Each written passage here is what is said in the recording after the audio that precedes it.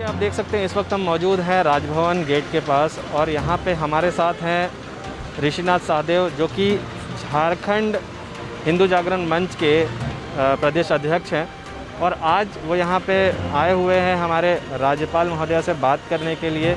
Love जिहाद को लेकर के जो कानून और भी राज्यों में जैसे पारित हुई है, उनका कहना है कि यहाँ भी वो कानून लागू हो। तो आइए हम उनसे बात करते हैं और जानते हैं कि क्या है पूरा मामला। सर, जैसा कि अभी हमें पता चला कि आप राज्यपाल महोदय से मिलने आए थे, तो क्या है पूरा मामला इस बारे में? मामला ये है कि आपको पता होगा कुछ दिन पहले हम लोगों ने धरना दिया था जिसमें हमने डिमांड किया था कि लव जिहाद के विरुद्ध एक स्ट्रिक्ट लॉ लाया जाए झारखंड में, जैसा कि यूपी में हो रहा है। आपने सुना होगा मध्य प्रदेश के होम मिनिस्टर ने भी अनाउंस किया है, हरियाणा में लाया जा रहा है। तो हमारे स्टेट में भी इतना ये केसेस बढ़ रहे हैं लव जिहाद के, तो हमने मैडम को मेमोरेंडम दिया जिसमें हमने रिक्वेस्ट किया कि झारखंड में भी लव जिहाद के विरुद्ध स्ट्रिक्ट लॉ लाया जाए। जैसा कि कई ऐसे कानून हैं जो पहले भी लागू हो चुके हैं, मगर इस पर कोई सख्त कार्रवाई या फिर सख्त वैसा कोई निर्देश नहीं निकलता है, इसके बावजूद ऐसे केसेस आते रहते हैं। तो इस बारे में क्या कहें? इसीलिए तो हम लोग ये स्पेसिफिक लॉ का मांग कर रहे हैं अगेंस्ट लव जिहाद। आप भी जो बात बोल रहे हैं, ये हमें पता है। बीच में अभी हमसे ये भी पूछा गया था कि जो ये लॉ लाया गया ये बिल्कुल इनफेक्टिव है, कहाँ कुछ हो रहा है। केसेस रोज पर रोज बढ़ रहे हैं और हमने मैडम को ये भी बोला कि मैडम हम इंटरफेथ या इंटर रिलीजन मैरिज के अगेंस्ट नहीं हैं। ये गलत प्रोपोगंडा कर दिया जा रहा है कि ये प्यार के दुश्मन है। हमारा कहना है तुमको शादी करना है तो अपने सही आइडेंटिटी से सामने आओ ना। ये नाम छुपा के, झूठा हिंदू नाम रख के धोखेबाजी जो करते हो, हम इसके अगेंस्ट हैं और इसके अगेंस्ट हम मांग करते हैं कि इसके विरुद्ध सख्त से सख्त कानून लाई जाए। तो जैसा कि झारखंड में कई ऐसे ग्रामीण इलाके हैं जहां पर झूठ बोलकर या फुसला करके धर्म परिवर्तन भी कराए जाते हैं, इस बारे में क्या कहें? तो देखिए, लव जिहाद जो है उसका फाइनल जो इनका मकसद है वो तो वही है। ये हो क्यों रहा है? लड़कियों को बहला फुसला के, गलत आइडेंटिटी दे के, गलत हिंदू नाम बताकर जो ये कर रहे हैं, फाइनली तो उनका यही मिशन है, लड़कियों को धर्म परिवर्तन करना। और वहीं तक नहीं, अब तो इसका आगे तक आतंकवाद से भी लिंक है, ये सामने आ रहा है। क्या लगता है झारखंड में ये कानून लागू किया जाएगा या फिर नहीं? बिल्कुल किया जाएगा। हिंदू जागरण मंच अपना आंदोलन तब तक जारी रखेगा जब तक ये कानून नहीं लाया जाए। और जैसा कि छोटी बहन तारा है यहाँ पे, झारखंड में तो और भी लाना चाहिए, क्योंकि आज जो पूरे भारत में जो लड़कियों का आवाज़ उठा, वो तारा ने हिम्मत किया सामने आके बोलने का। आपको याद होगा 2014 के बाद ही फिर सारी लड़कियां हिम्मत की सामने आने का। क्योंकि होता क्या है, देखिए हमारे लड़कियों के साथ एक और प्रॉब्लम ये हो जाता है कि एक बार जब वो फंस गई तो उनके फैमिली फिर उन्हें वापस एक्सेप्ट करने के लिए तैयार नहीं रहते। तो ये उनके लिए इतना मुश्किल वाला ये हो जाता है कि फिर उन्हें पता है कि उनको उनका बात मानना पड़ता है, और इस कमज़ोरी का भी बहुत फ़ायदा उठाया जा रहा है। इसलिए हम अपने हिंदू फैमिली से भी हम रिक्वेस्ट करेंगे कि अगर कोई हमारी बहन फंस जा रही है ऐसे चक्कर में, प्लीज़ उन्हें वापस एक्सेप्ट करें, गलती उनका नहीं था। कई बार ऐसा भी होता है कि जानने के बावजूद लोगों को, लड़कियों को ऐसा पता भी होता है कि हम जिससे शादी करने वाले हैं वो किसी और धर्म का है। ये जानने के बावजूद कई बार लड़कियां शादी करती हैं या फिर लड़के ऐसे करते हैं, तो इस बारे में क्या कहें? हमने शुरू में ही आपको बोला था, हम देखिए इंटर रिलीजन या इंटर फेथ मैरिजेस के अगेंस्ट में नहीं है। ठीक है, आपका marriage is a personal choice अगर आपका है, बट हम फिर भी बोलेंगे कि आप सोच समझ लें।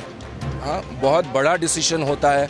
हमने बीच में ये भी देखा था कि शाहरुख खान का ट्वीट आया था इसी पर, तो वही बात हमने रखा कि उस बात को समझे।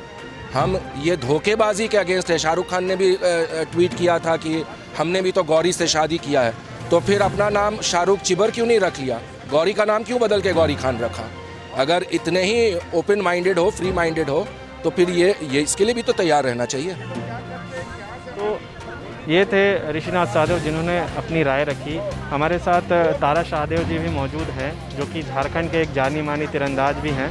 हम उनसे भी जानेंगे कि क्या है पूरा मामला, उनसे हम उनकी विचारधारा जानने की कोशिश करेंगे। गवर्नर मैम से हमने ये रिक्वेस्ट किया और ज्ञापन सौंपा उनको कि लव जिहाद पे, जैसा आप देख रहे हैं, हम सभी जानते हैं कि किस स्पीड से ये लव जिहाद का वो षड्यंत्र सबके देश में सामने आ रहा है। बेटियां शिकार होती जा रही है।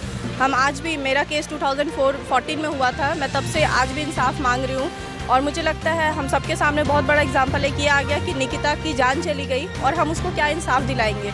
किसी बेटी की जान चली जाती है और हम उसके फ़ोटो के सामने पुष्पांजलि करके सिर्फ आप उसको नहीं दिला सकते हो जो उसको कहते हैं ना, उसको इंसाफ मिलना। उनके फादर से जब हमारी बात हुई तो उन्होंने भी यही कहा, इंसाफ तब मिलेगा जब पूरे देश में कानून बने, जब दोबारा कोई निकिता, कोई तारा शाहदेव सामने ना आए, कि बेटी सुरक्षित हो। और आज हमें ज़रूरत है, मुख्यमंत्री जी से भी हम यही आग्रह करते हैं वो हमें समय दे, जो हम मुद्दा रखना चाहते हैं वो उनको पता है। ऐसा कुछ भी नहीं है जो मुख्यमंत्री जी नहीं जानते हैं। जब मेरा केस 2014 में हुआ था तब भी मुख्यमंत्री हेमंत सोरेन जी ही थे। उन्होंने ये ज़रूर उस टाइम भी कहा था कि आप बिल्कुल निश्चिंत हो, हम सख्त से सख्त कानून बनाएंगे, कभी दोबारा कोई बेटी इसकी शिकार नहीं होगी, मैं आपके साथ हूँ। तो आज आप कहाँ हो? मेरा कोर्ट में केस चल रहा है 6 साल से, मैं लड़ रही हूँ, आप तब भी कहाँ थे? लेकिन मैम, जैसा कि अब तक आपका केस अभी भी चल रहा है और आप अभी गवर्नर महोदय से मिलने करके इस मामले में मिलने के लिए आए थे, तो क्या लगता है कि एक उनका क्या रिस्पॉन्स हो सकता है? झारखंड में ये कानून लागू होगा, नहीं होगा? मैं ये कहूँगी कर्म करना हमारे हाथ में है। हमारा बस इतना है कि हम राज्यपाल मैम से रिक्वेस्ट कर सकते हैं, ये उनका दायित्व है कि वो उसको किस नज़रिए से देखती हैं। मैं आशा तो यही करूँगी कि जो बात हमने रखनी चाहिए वो समझ रही है और वो तब से लेकर आज तक वो भी ये सारी चीज़ें देख रही है। वो भी कभी नहीं चाहेंगी किसी बेटी के साथ ऐसा कुछ हो, और अगर हो रहा है तो उसको जल्द से जल्द रोका जाए। मैम ने हमें ये सांत्वना दिया है कि वो एक्शन लेंगे और इस पर वो जल्द से जल्द कुछ कड़ा कानून लाने की दिशा में काम करेंगे। आपके केस को आज तकरीबन 6 साल हो गए हैं और 6 साल से अभी तक आपका केस चल रहा है, अब तक कोई उसका रिजल्ट नहीं आया। क्यों, क्या लगता है कि क्या है इसके पीछे की वजह? जब सरकार को सब कुछ पता है, सरकार को सारी बातें पता है, सारे सबूत हैं, तब भी अभी तक कोई रिजल्ट नहीं है। आपने बहुत बड़ी बात कही भैया। आज मैं इतने साल बाद, आपने देखा होगा मैं कभी मीडिया के सामने इस बीच में नहीं आई क्योंकि मेरा कोर्ट में केस चल रहा है। आज क्या मजबूरी हुई कि मुझे यहाँ आना पड़ा, तो मैं आपको एक इंसिडेंट बताना चाहूँगी। अभी मैंने केस फाइल किया कि मुझे नल एंड वॉइड चाहिए कोर्ट से, कि जो धोखाधड़ी मेरे साथ हुई, जो धर्म परिवर्तन के लिए टॉर्चर हुआ, एक पति पत्नी का मामला नहीं था ये। तो मुझे कोर्ट से एक जजमेंट आता है कि आपको हम मैरिज को डिवोर्स डिक्लेयर करते हैं क्रुएलिटी के बेसिस पे। आज भी मेरा कोर्ट केस हाई कोर्ट में चल रहा है कि आपको मैंने नल एंड वॉइड के लिए रिक्वेस्ट किया है। ये एक शादी नहीं है, शादी के दूसरे दिन ही वो इंसान मुसलमान बन जाता है और बोलता है कि भाई, और जो टॉर्चर किया, इसमें पति पत्नी का शब्द कहाँ से आता है? तो हमें जजमेंट में ये बोला जाता है कि ऐसा कोई कानून नहीं है, तो हम इसको क्रुएलिटी के बेसिस पे डिवोर्स देंगे। यही मेरा टॉपिक है कि अगर आप कानून नहीं बनाओगे तो बेटियां कहाँ जाएंगी? आज आपने मुझे डिवोर्स दिया, मैं हाई कोर्ट जा रही हूँ, कल मैं सुप्रीम कोर्ट जाऊँगी। मतलब पूरी ज़िंदगी अगर हम गलती से बचकर निकल जाते हैं तो हम कोर्ट के चक्कर काटते रह जाएंगे, इंसाफ मांगते रह जाएंगे, एक दिन शायद इसी रास्ते में मर भी जाए।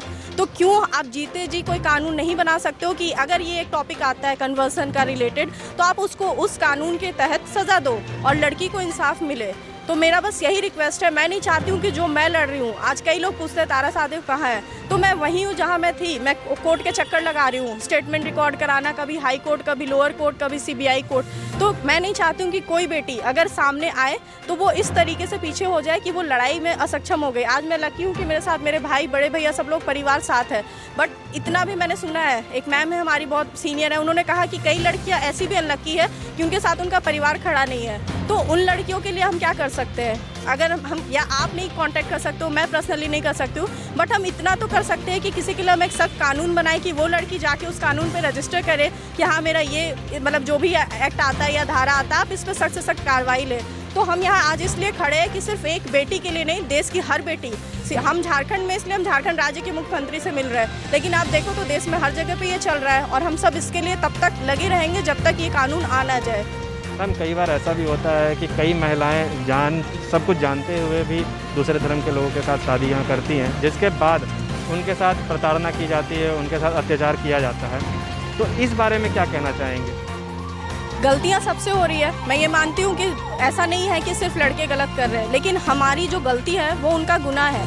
हम अनजान होकर आप पे विश्वास कर रहे हैं। आप हमें क्या कर रहे हो? एक षड्यंत्र के तहत आप हमारी पहचान छीन ले रहे हो, मेरी पूरी ज़िंदगी की पहचान आप छीन ले रहे हो। अगर आप ये कहोगे कि मेरी एक गलती है कि मैंने उस इंसान से शादी की, चलो मैं मानती हूँ मेरी गलती, लेकिन उसने जो गुनाह किया उसका क्या? मेरी सज़ा ये थी कि मैं पूरी ज़िंदगी इस टैग के साथ जीऊँगी। आने वाला फ्यूचर मेरा कुछ नहीं है, मुझे नहीं पता मेरा क्या है। लोग मुझे कहते हैं पता नहीं हम कब तक जिंदा है, लेकिन उनके गुनाह की सज़ा तो उनको देनी है और ये हम दिला कर रहेंगे। यहाँ की बेटियों से क्या आप गुजारिश करना चाहेंगे, क्या रिक्वेस्ट करना चाहेंगे? जब मेरा केस हुआ था तब मुझे नहीं पता था हमें किसके पास जाना है, क्या करना है। आज जितने भैया यहाँ पे खड़े हैं हिंदू जागरण मंच के या कई ऐसे हमारे संगठन हैं जो सामने से खड़े हैं, वो भाई आपको सुरक्षित रखने के लिए कोशिश कर रहे हैं, कई प्रयास कर रहे हैं और कई बहनें सफलतापूर्वक लाई गई हैं वापस। तो मैं यही कहूँगी, अगर भूल चूक या किसी भी वजह से आप बिना डर हिचक के आप भैया लोग से कांटेक्ट कर सकते हैं अपने आप को, क्योंकि आप सबको पता है, क्योंकि संगठन है वो आपकी सुरक्षा के लिए है। उनको भी पता होना चाहिए, जैसे उनके पीछे एक प्लान वे में पूरा एक उनका गैंग चल रहा है, वैसे आपकी सुरक्षा के लिए भी आपके भाई और मुझ जैसी बहन तो ज़रूर खड़ी है। तो आप हमसे कांटेक्ट करके अगर आपको कहीं भी हिचक लगता है, हम आपके साथ हैं। तो ये थी तारा शाहदेव, जिन्होंने बताया कि किस तरीके से और भी राज्यों में जो कानून लागू हुआ है वो झारखंड में भी लागू होना चाहिए, ताकि यहाँ की जो बेटियाँ हैं, जो महिलाएं हैं, वो सुरक्षित रह सके। कैमरामैन संजय गुप्त के साथ विकास देखते रहिए मुखर संवाद। टूटती है आस, जब थकती है सांस, जब रूठते हैं अपने मुंह मोड़ता है जमाना, जब अंगड़ाई लेता है संकल्प फिर बनती है कहानी, बनते हैं अनमिट निशान। देखिए मेरे साथ संघर्ष की दास्तां।